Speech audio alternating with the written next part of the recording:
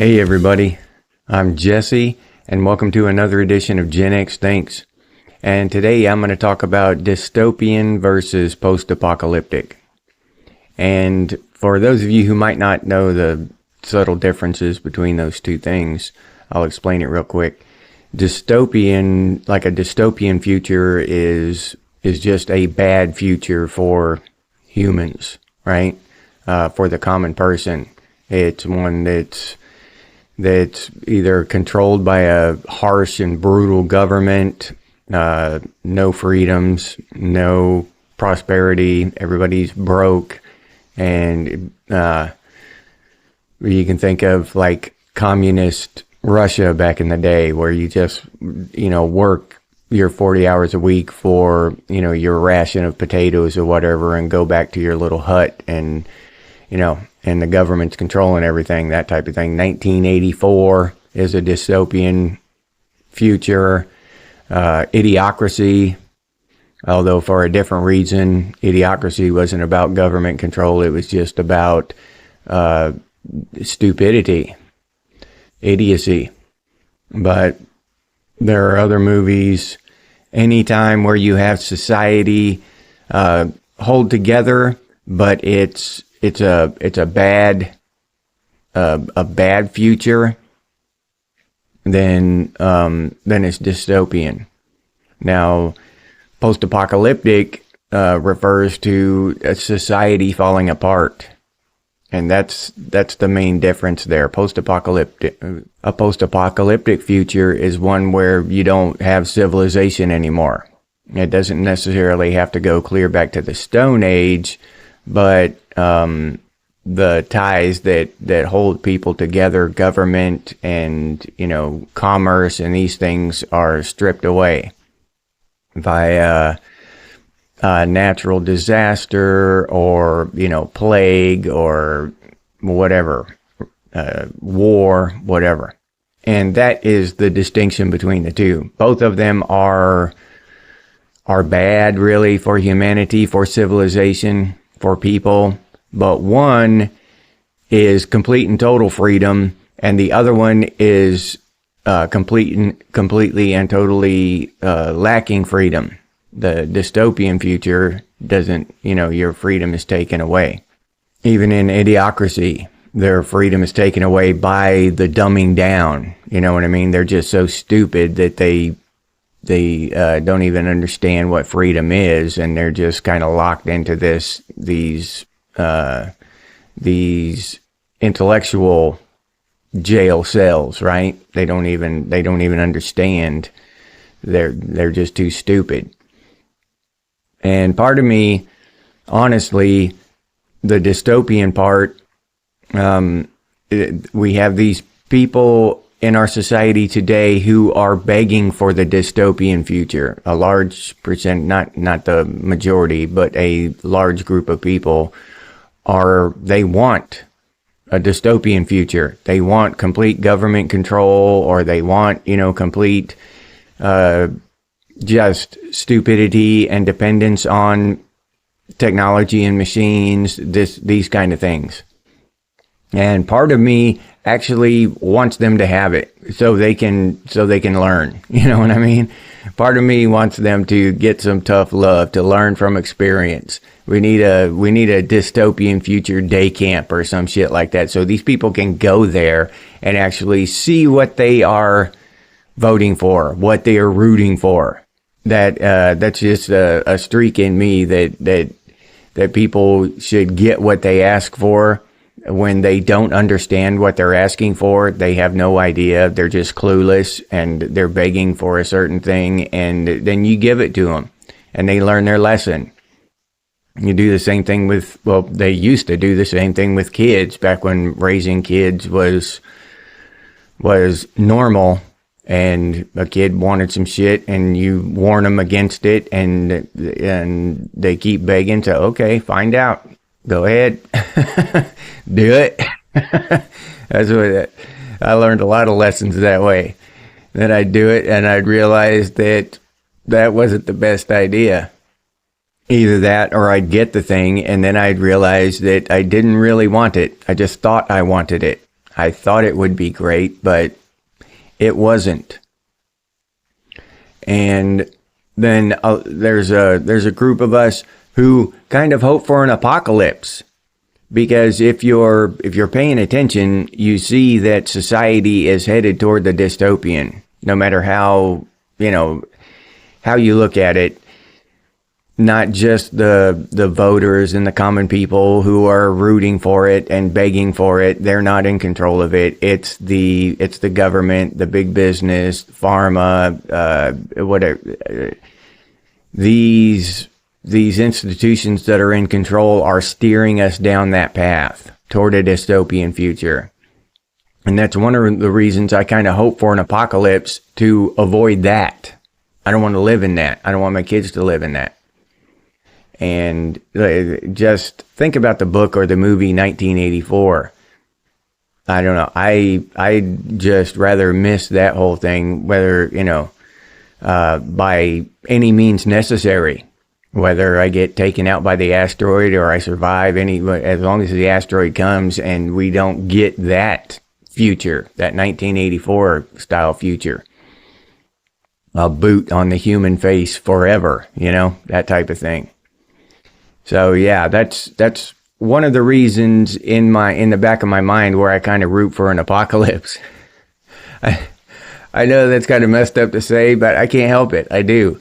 I was raised up with a looming apocalypse of different types and varieties my entire life since I was a little kid. When I was born, it was nuclear. Then it moved on to the ice age and killer bees and acid rain, and all this stuff was going to happen my entire life.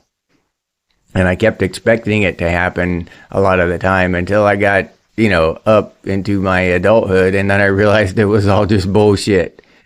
So, yeah. But I still, in the back of my mind, I still kind of hope for it. And I would say that is the main reason that I do kind of hope for it, is to avert the dystopian thing, because none of that is good. The people who are rooting for it don't want it. They don't know they don't want it. They think they do, but they don't, because they have no idea what's going on. They've never read 1984. They've never paid attention, and they're not paying attention now. And by the time they get their dystopian future that they're rooting for, it's going to be too late. It'll be too late for that now. Oh, I screwed up. Well, that's not the kind of thing where, it's a small mistake and you learn from it and you move on. No, that shit's for life.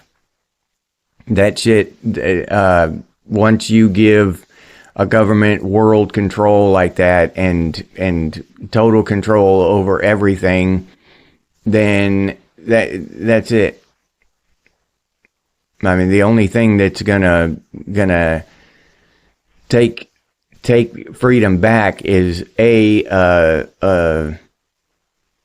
complete and total uprising by the population, right? 1776 style, which I don't know. People are so much different than they were back in 1776 now, you know what I mean? Back then, there was more togetherness, more humanity, more connection, and people would stand up together with each other to get things done. They would come together to build a house. If you got a plot of land and you were going to build a house, your neighbors would come and help you. Your new neighbors would come and help you in order to get to know you and stuff and find out who you were. They would come and help you build your house. That type of thing. It's how the Amish live now. And nowadays, that kind of togetherness, that connection just isn't there, right? I mean, it just isn't. And to come together for something as big as that, and to risk your life and to risk everything for an ideal, for freedom or democracy, real democracy, not the government's democracy. That's in my opinion, that's just not going to happen. not in today's society, not with today's people, not with today's mindset. It just wouldn't happen. So the only thing realistically that would take away the government's control of the people would be an apocalypse, some kind of apocalyptic event, right? Some kind of disaster or plague or something like that just took us back down to near Stone Age levels. And the thing is that you can see the path we're going down. I mean, yeah, there are countries that are resisting that, right? But the rest of the world is just heading down this path. I mean, even if some countries diverge from that and resist it for a while, I honestly believe that it's just that's just a temporary, a temporary resisting. It's not a full-fledged departure from it forever, because they're not completely stopping the things that are causing it. They're putting Band-Aids on it and, fixing things in a temporary fashion, but they're not completely stopping it. The truth of it is that this totalitarian globalist shit is taking over and it's spreading. Okay. And that's just a fact. You can look at a world map and point out the countries that are going down this path at a rapid rate, and some of them are going down this path at a slower rate, but they're all going down the path. So I really believe that we are headed for some kind of dystopian future. Now, what level of hell that's going to be for the common person, I have no idea. I have no idea if I'm right about the dystopian thing at all, right? I'm just guessing. I can look back to when I was a kid in the 70s and 80s and see the direction we've gone since then. So, and kind of plot that course and continue it into the future. But shit could, stuff could happen to change that course at any point. And I could be completely wrong. But it doesn't look good right now. It just doesn't. The future does not look good. All the stuff that's happening by the people with all the money and control and all this shit, they're not completely, doing a 180 and saying, abandoning all these crazy ideas and shit. They're just kind of going with the flow, but they're going down the same path. So we'll see. We'll see how the next, few years pans out. But the crux of it is that I honestly believe that an apocalyptic situation is the only thing that's really going to get us out of it. And I'm kind of, you kind of hope, or I do anyway, I kind of hope that it happens during my lifetime when I'm still young enough to get around and test myself and do some things, do what needs to be done. And during this time, if I'm one of the lucky survivors, which is by no means certain. I don't by any means believe that I'm gonna 100% be one of the survivors. Every time I talk about living in some kind of post-apocalyptic world, that's assuming that I'm one of the 10% of humanity that survive, which the odds are against me. I understand this, but I honestly believe that that would be a preferable future than the dystopian, clamp down, restrictive life that we would live in some kind of global communist regime of tyranny and, control. But my highest ideal is freedom. That's just, I don't know, that's just me. That's what That's what I think humanity needs to flourish. We need freedom. You start taking away that freedom and we're going to decay. And eventually any dystopian society where government is in control will decay into basically a post-apocalyptic type of scenario, I believe, because the government screws everything up, right? They can't, if you give government total control, they will screw up everything. It's just the nature of the beast.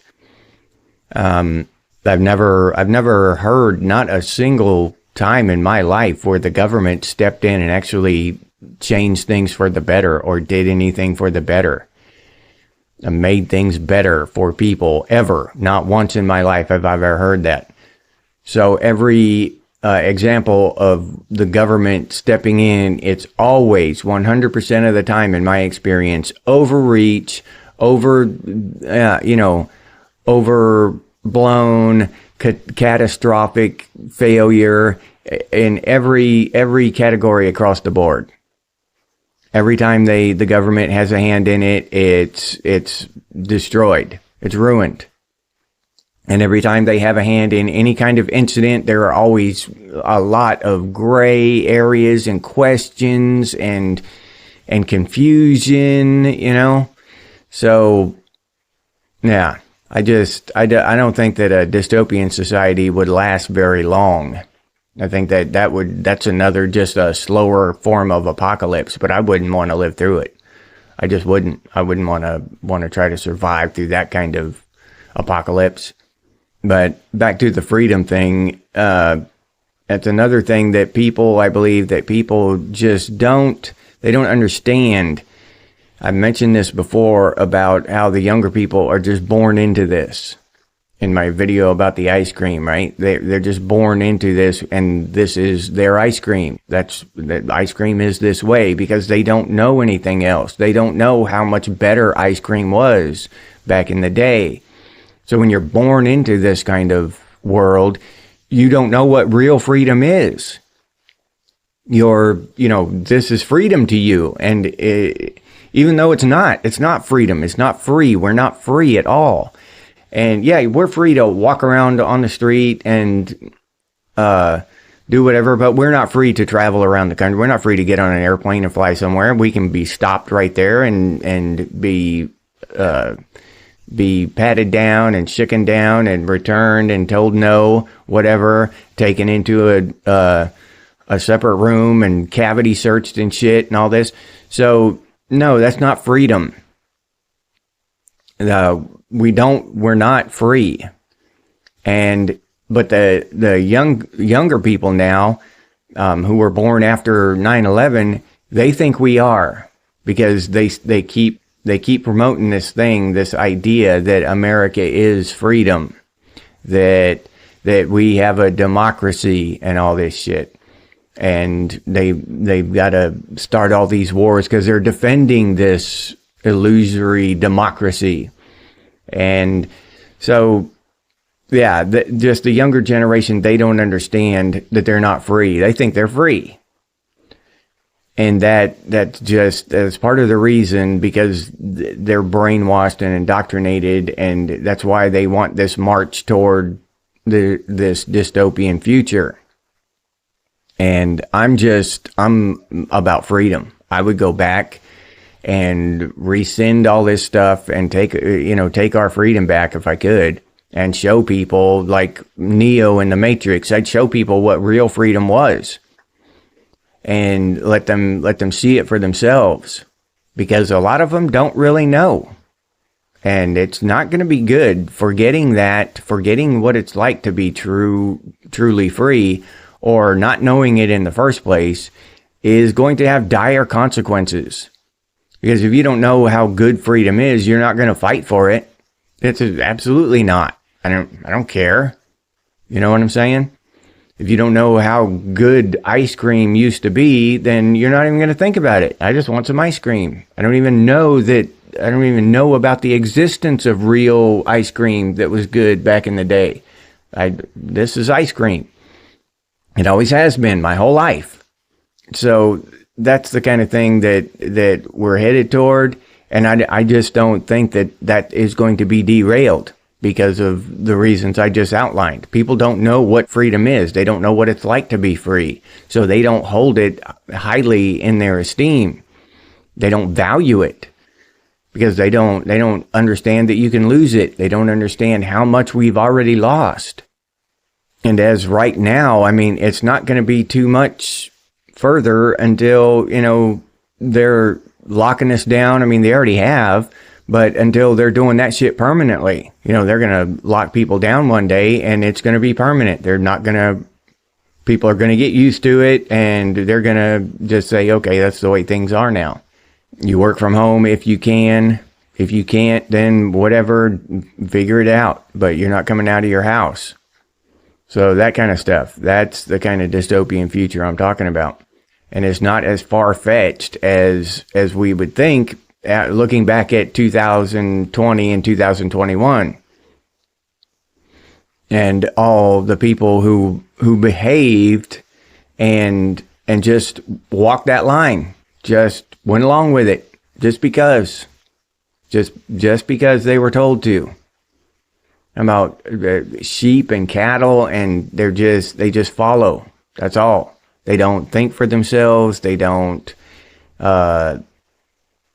ask questions. They don't understand what they're losing. Either one, they've forgotten, or two, they never knew. Or they're also those of us who have accepted the trade-off, right? Oh yeah, okay. I have to get patted down to get onto a plane now, but terrorists aren't blowing us up anymore. The terrorists aren't, attacking America anymore. So people accept that that trade-off. They've traded that amount of freedom for that amount of safety, and they're okay with that. Now, I don't agree with any amount of freedom and safety. I can't say that, not any, because some is necessary. We want police and we want, but we want good police.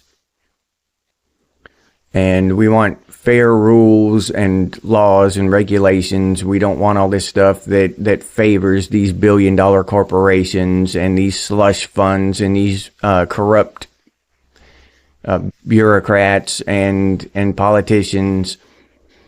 We just want a fair, free society. And slowly, right now we're in the majority. Not in the world now, but within our country, the United States. And I think a lot of other countries in Western civilization, they're still the majority, but it's a silent majority. So this dystopian thing is definitely coming down the track.